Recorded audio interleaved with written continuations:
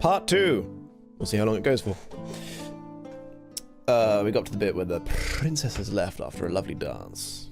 The wind hits you as you walk outside to make your way home. You realize how drunk you are.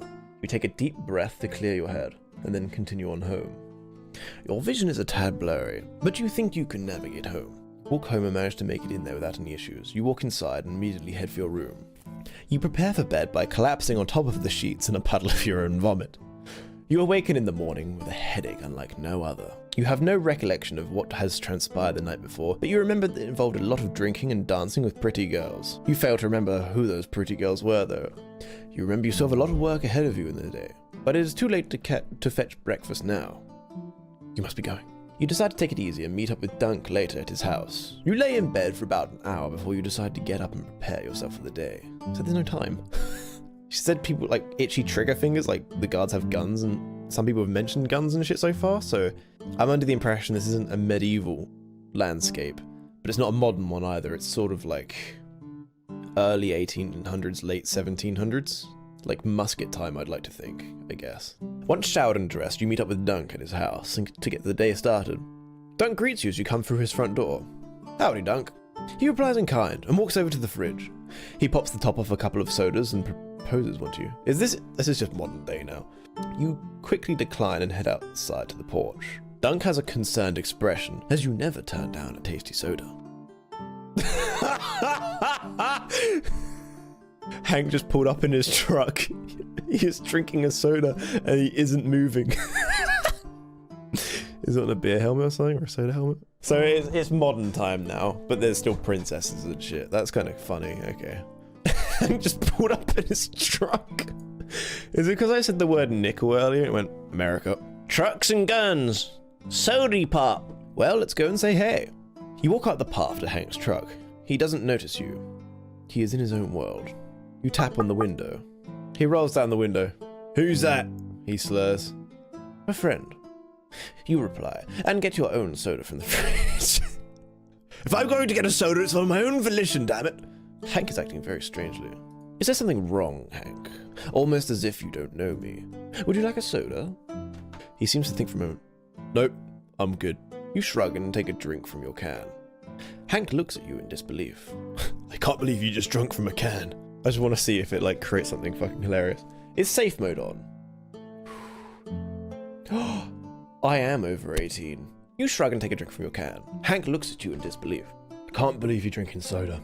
You know what I went through, Hank says. I told you that I think I need some fresh air, if you don't mind. Sure thing, Hank. You go back onto the porch swing and sit down. So, what did you talk about with Hank? Dunk asks. Not a lot, Dunk. He seems out of sorts. I'm worried. Oh, don't worry about him too much. He's had a rough time surviving, that's all. You can't expect him to be a bubbly guy. You nod in agreement. Quite. Hank comes back from the front yard. I have to go now. I promised my wife I'd help with the tomato plants. See you at the shop later, Dunk. He drives off. I'm here too, I guess, but see ya. Dunk waves goodbye. Then you sit and wait. Dunk is right. Hank is just having a rough time. There's nothing to worry about, since as long as you are alert and cautious, you're fine. Is Hank so dangerous? So, Dunk, what do you want to do today? We have a heist coming up soon. I think we should do the Farnham heist, Dunk suggests. What was it? It was something like the Crown Jewel Vault. No, it was. Oh, it's so far away. Crown Jewel Bank. It was the Crown Jewel Bank. I already have a place in mind, old chap. The Crown Jewel Bank. Dunk smiles and nods his head. I'm not sure if that's the best idea, Dunk. Last time I went there, the security was very tight, Hank says. Hank left. I'm on speakerphone. Hank is here, but Hank is back now. Come on now, Hank. Don't tell me the CIA has got you pushing too many pencils. I don't know. I'm just saying that place looks like it'd be harder to break into. Well, of course it's harder. It's the CJB.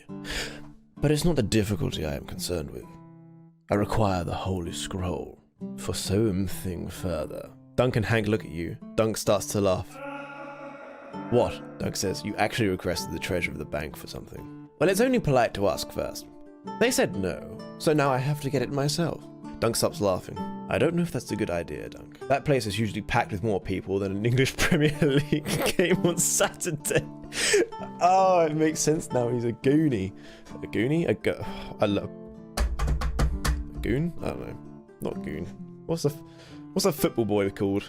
I don't know if that's a good idea, Dunk. That place is usually packed with more people than an English Premier League game on Saturday. Hank says. Too right, old boy. That's why we need an intricate plan. That's why we need an intricate plan of action. What? You think I didn't think of that? We get the Holy Hand to pick the lock along with a few other minor deceptions, and we're in the hallways in no time, Dunk replies. I don't know what voice he has. I'm just making him up as I go along, really. I would take a guess to say that you talk of Willie. Dunk sucks in air through his teeth. Shut it, Hank. Dunk mutters. I'm just saying. Oh wait, I'm just saying. He's probably the best man for the job. But it's Dunk that said that in the first. Never mind. Dunk sighs and nods his head. I hate this. That's the spirit, my lad. All we need is a scroll, Hank. Anything else is purely a bonus. Let's get back to the inn. We'll make a plan there, Dunk replies. You're right, Dunk. It's Fish Friday after all. It's always Fish Friday at the Black Lobster. You and Dunk walk back to the inn while discussing the plan. Hank fucks off, apparently. So you're saying we need a disguise to get through the gates? How original. Not really. Every other petty thief I know has the same idea, Dunk replies. I'm not a common thief. I have connections and pull strings that you can't imagine. Yeah, right. A bunch of elves in the forest. I'm not joking. I'm actually a citizen of the Empire. I'm actually a citizen of the Empire, don't you know? Dunk and Hank look at you. Dunk is still dubious, but Hank seems a bit more receptive to the idea. Have you got any ideas, Hank? I'll draw some up. Commoner disguises will be easy, but for elvish ones, I'll have to consult an expert. Who's the elf here? Hank gives Dunk an odd look and starts laughing. Didn't anyone tell you he's an elf in human form? I'm not sure what that is, but it's a thing, Dunk says. Shut up, you reply. Shut up. I met a group of elves once while I was in the woods. They're actually pretty easy to spot now that I think about it. George Merchant. Well, speaking of pulling strings, I know some who knows a few things about pulling threads. A local tailor, George Merchant, a maker of fine outfits. Any outfit for any occasion. For a price. Perfect. Dunk smiles. Alright, I'll talk to him tomorrow. Now let's get some rest. The next day you head over to Mr. George Merchant's tailor shop. It's a fairly standard shop. You walk in and are greeted by the owner. Hello, Mr. Merchant. How are we today? Mr. Merchant's shop has been your go-to for fine clothing since you've been in the city. He charges a little more than the average tailor, but his clothing is of better quality and lasts much longer. You're not sure how he does it, but he manages to find wonderful old rags and steal them from the rich, whose previous outfits have been simply too much for them. Mr. Merchant, I require some clothes for a very special occasion indeed. Mr. Merchant smiles and begins listing off an extensive list of outfits that require different types of shirts, vests, trousers, jackets, and other pieces you've never even heard of. Pardon, but I am not a man of fashion. But I require something so grand that no one will even bat an eye. A disguise. 4 of them to be exact, including one for an elf. His eyes widen. You wouldn't happen to have any of those fancy elven outfits I was telling you about, would you? I don't understand. Why would anyone of means want to go dressed as a filthy lowlife?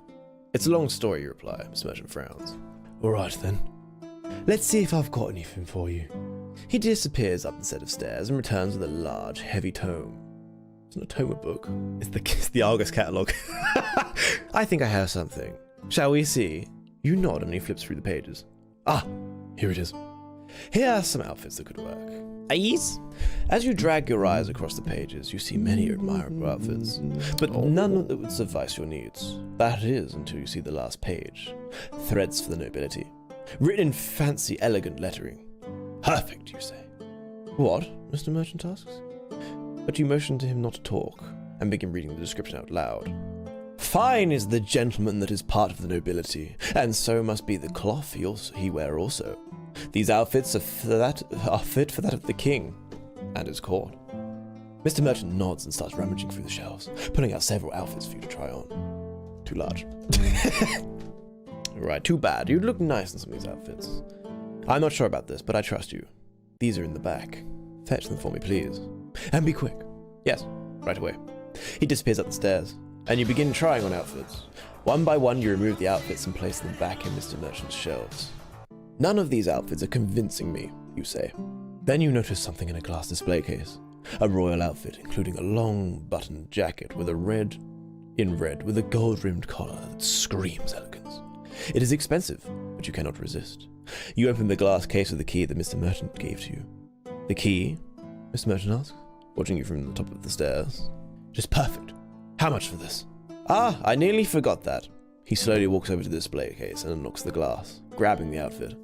It is available for 1,000 gold. He hands you the outfit. Sold, you say, pulling out your wallet. I'm going to miss the good old days. The ones before you would become them soon.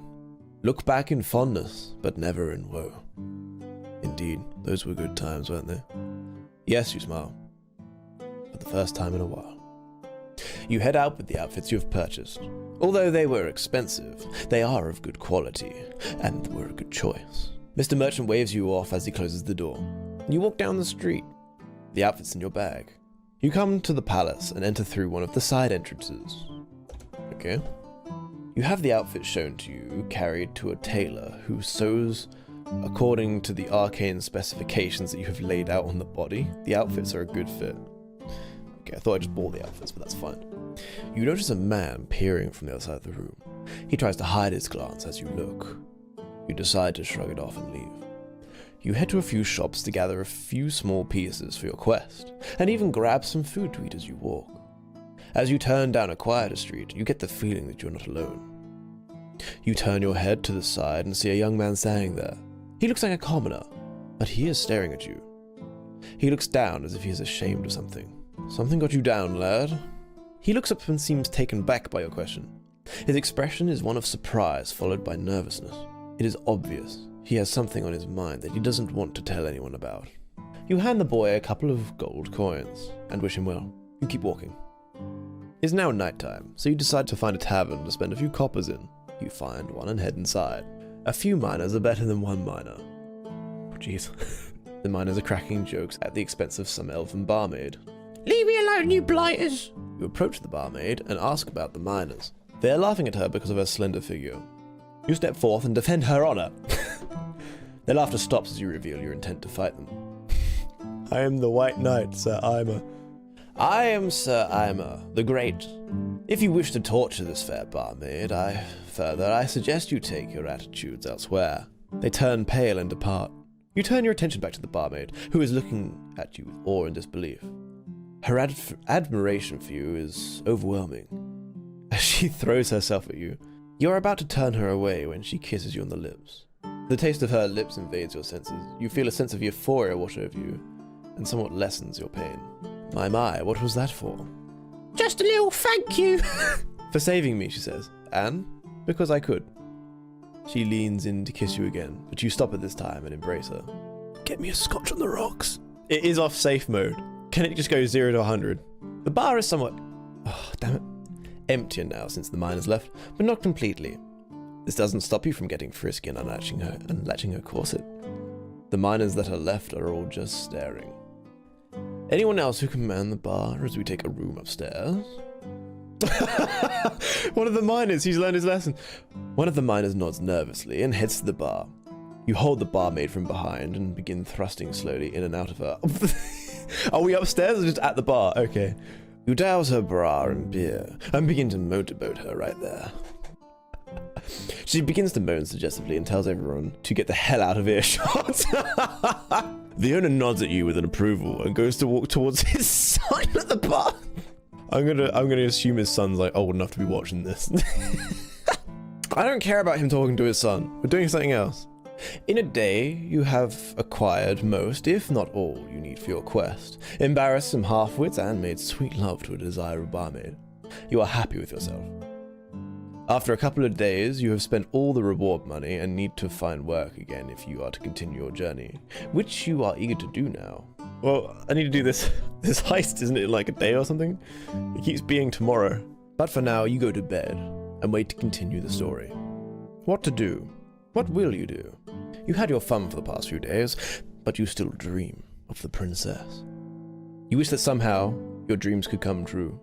The gnomes provide you with a lot of loot, and you could do some good in the process. But maybe, just maybe, the princess might have something that can help you realize your dreams. Later, you set off for the city of Ghislaine, which is the only city on the road to the west.